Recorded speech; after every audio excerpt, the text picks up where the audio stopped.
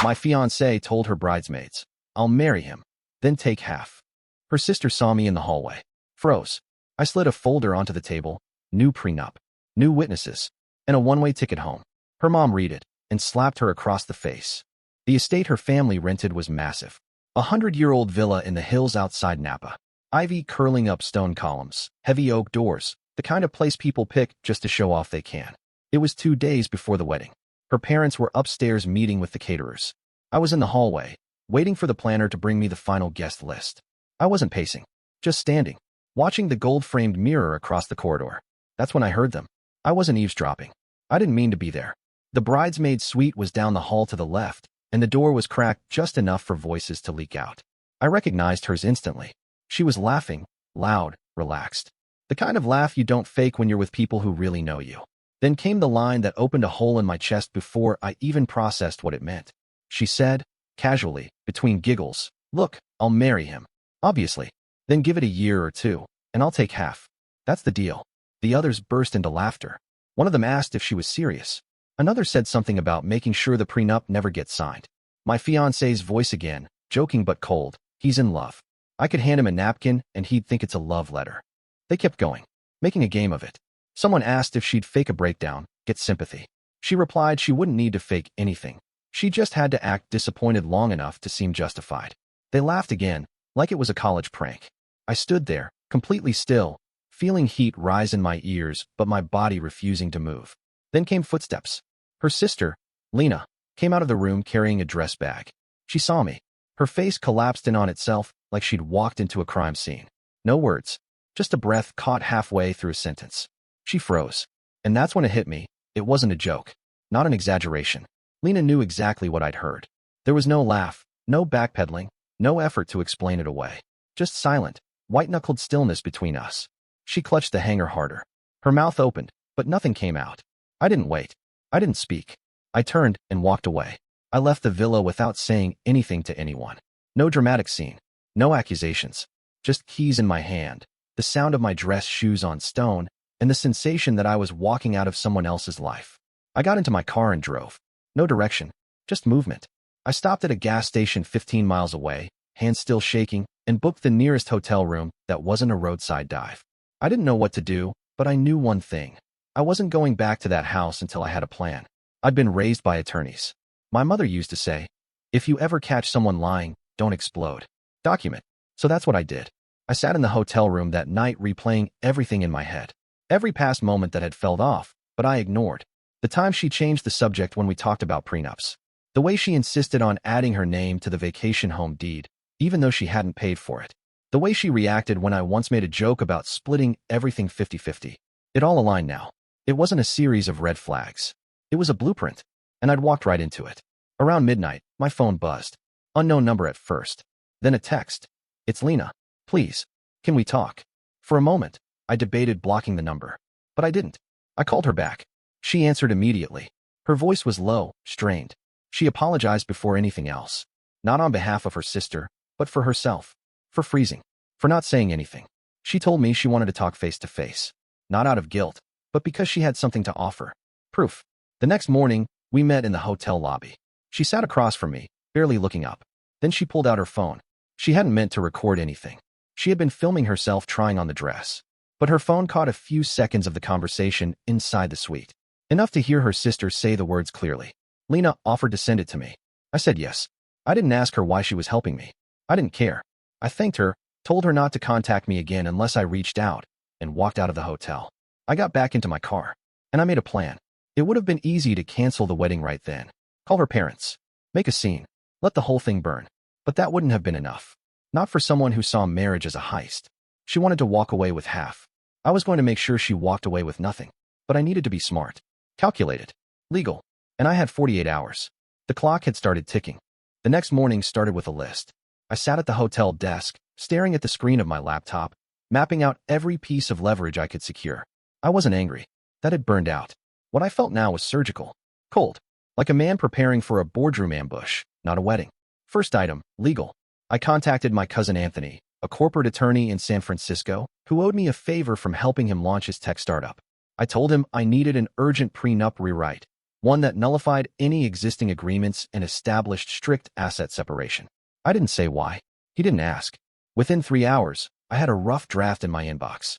Second, witnesses. The video clip Lena had sent me was clear enough for context, but not legally binding. I needed statements. I started with Lena. She texted again, nervously. I didn't ignore her this time. I asked her to meet me at a notary's office in town. I didn't trust digital signatures. If she was going to help, it had to be on paper. She hesitated, then agreed. I paid for a ride to bring her there. She arrived looking like someone on the verge of collapse. I handed her a simple statement already drafted, leaving blanks for her details. It described what she heard, when she heard it, and who was present. It made no accusations, only outlined facts. She read it twice, asked nothing, and signed. Then she looked up and said, "She doesn't love you." I wish she did, but she doesn't. I didn't respond. I thanked her and walked out. Third, corroboration. I needed people outside the family. I called Marcus, my longtime friend and business partner. He had been suspicious of her since the engagement party, where she'd referred to my company as his little project in front of investors. I told him what I needed. He said he'd be there. Then I called the concierge of the hotel I was staying in and offered him a generous tip for notarizing his signature as a witness to a separate statement, confirming I'd left the estate the night before, stayed at the hotel, and hadn't returned. Not directly related, but establishing timeline. Chain of events. Context. Then came the fourth piece, the exit. I booked a one-way business class ticket in her name, departing from San Francisco International the night of what was supposed to be our wedding day. Destination, her parents' home in Miami. It wasn't revenge. It was clarity. She wasn't staying in my life. Not after this. She could go home. Alone. By sunset, I had the final prenup printed and bound. The folder included the notarized witness statements, the new agreement, and a single envelope with the airline ticket. All of it fit neatly into a black leather case. No anger. Just process. I didn't return to the estate that night. I sent a message to the wedding planner asking her to keep the rehearsal dinner schedule unchanged. Said I'd arrive late and join them then. She confirmed with a thumbs up and a heart. I ignored it. I spent the rest of the evening rehearsing nothing. I wasn't going to speak. I'd already spoken enough in this relationship. I'd proposed. I'd planned. I'd paid for her law school loans. I'd signed forms, rented venues, booked travel for her extended family. I wasn't going to plead my case now. I was just going to present the facts. The next morning, I shaved, dressed in a tailored gray suit, and drove back up to the villa. The housekeeper opened the door. She greeted me like nothing had happened, as if I hadn't disappeared for 36 hours. I asked if they were gathering for dinner yet. She said yes, out back near the vineyard terrace. I could hear glasses clinking and polite laughter through the open windows. The setting was perfect, linen tablecloths, string lights, soft jazz drifting from a portable speaker. Everyone dressed like it was the cover of a wedding magazine. I walked around the house, not through it. I didn't want her to see me until I was at the table. I approached from the left side of the garden. The groom's table was near the head. She was seated beside her mother, laughing.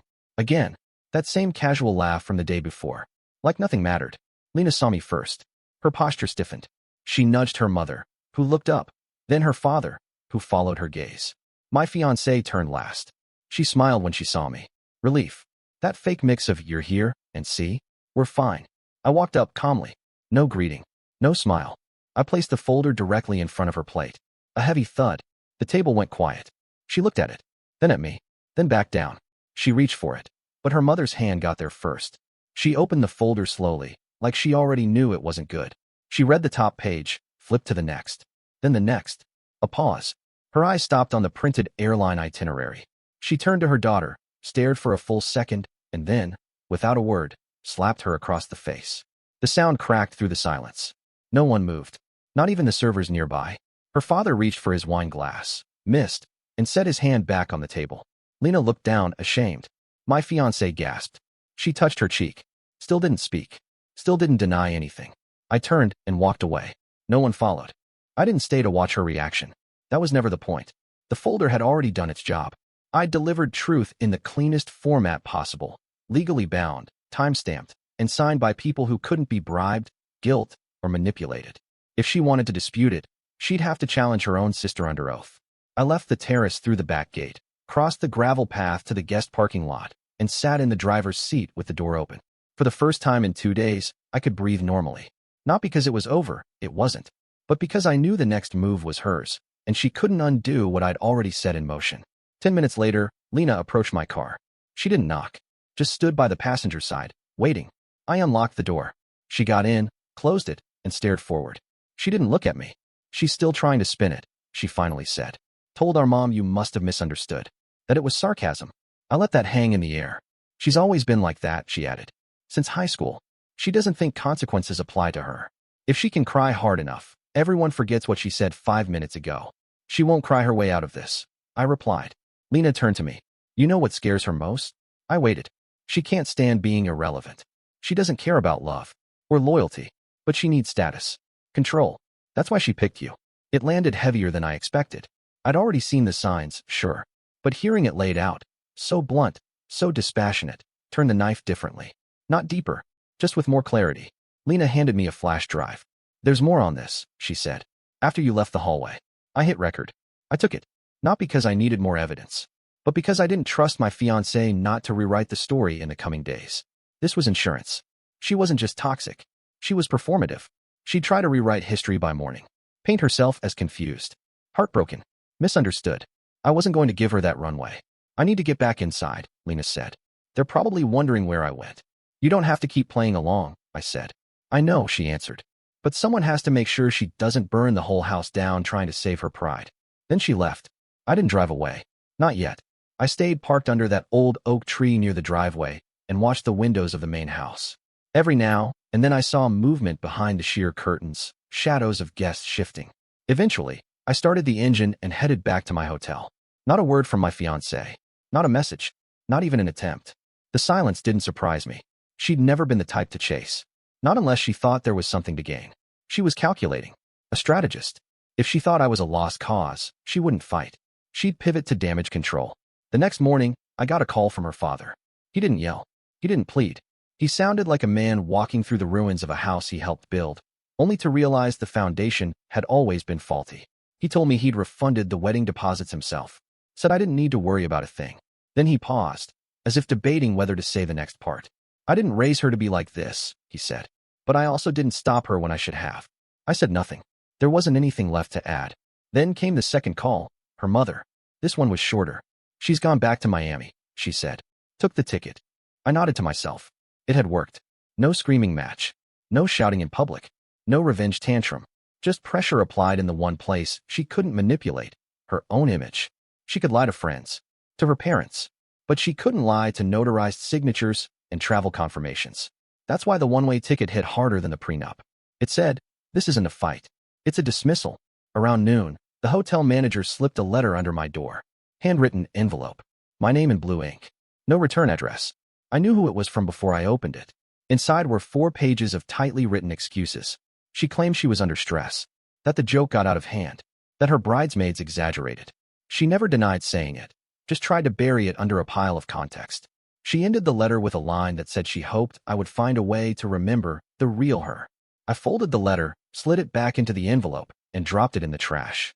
There was no real her separate from the one who saw marriage as a strategy. That was her. I packed my things that afternoon, told the front desk to cancel my final night. Before leaving, I called Marcus and asked if he could meet me at the office Monday morning. We had contracts to review for a new investment deal, and I didn't want this mess bleeding into my business. By the time I got to my car, I had one more text. It was from Lena. She said you destroyed her life, it read. I told her she did that herself. That was it. I didn't reply. I didn't need to. I spent the night in a hotel 2 towns over, away from the noise. No celebration, no confrontation. Just silence. I kept my phone face down on the nightstand.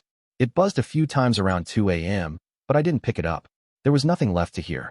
The next morning, I went to the villa once more, not to see her, not to explain, not to get closure. I had left a few personal items, a watch I'd inherited from my grandfather, a silver pen I'd used to sign our venue contract, and a bottle of scotch I'd planned to open with her father the night before the wedding. I wasn't going to leave anything sentimental behind. Not for her. Not to be part of her narrative later. When I arrived, the mood was different.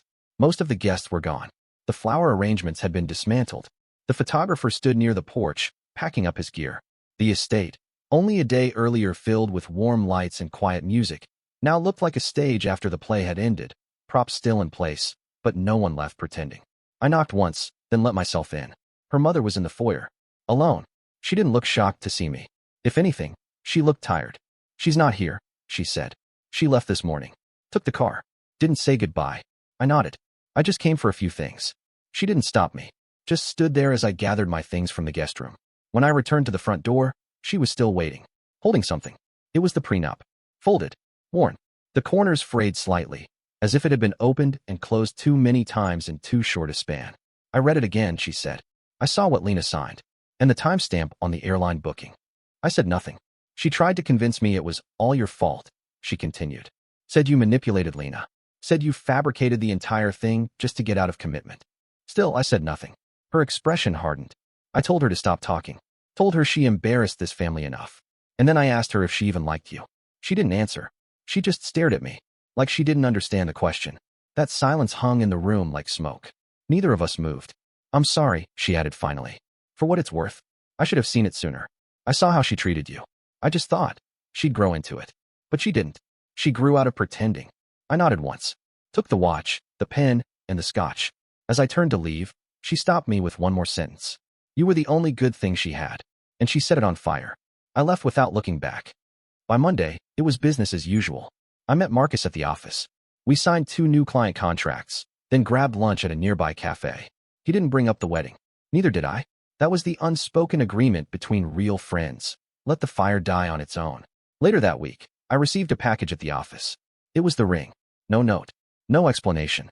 Just the velvet box and the diamond I'd spent 4 months customizing to fit her grandmother's original band. I didn't open it. I gave it to Marcus. He sold it discreetly through a jeweler he trusted. The money went toward our firm's new office build-out. The next time I heard her name was 2 months later during a phone call with a mutual acquaintance. Apparently, she had moved back to Miami permanently. Word was, she tried to tell her version of the story to a few friends. How I left her with no warning. How I had humiliated her in front of her entire family. But then someone forwarded them Lena's statement. The video. The prenup. And just like that, the story died. She faded. Quietly. The way people do when there's nothing left to spin. As for Lena, we didn't stay in contact. She reached out once more to say she was applying for a graduate program and had moved in with a friend from school. She thanked me again for believing her, for staying calm, for not turning it into something worse. I wished her well and meant it. I never told anyone else about what happened that day on the terrace. The slap. The silence. The way everything collapsed in slow motion. I didn't need to. The truth was never meant to be performed. It was just meant to be seen. Once. Clearly. In full daylight. And I had made sure of that. And that's the story. If you're still here, that means you're one of us. So go ahead, hit that subscribe button. I drop new chaos every single day, and trust me, tomorrow's story, it's even worse than this one.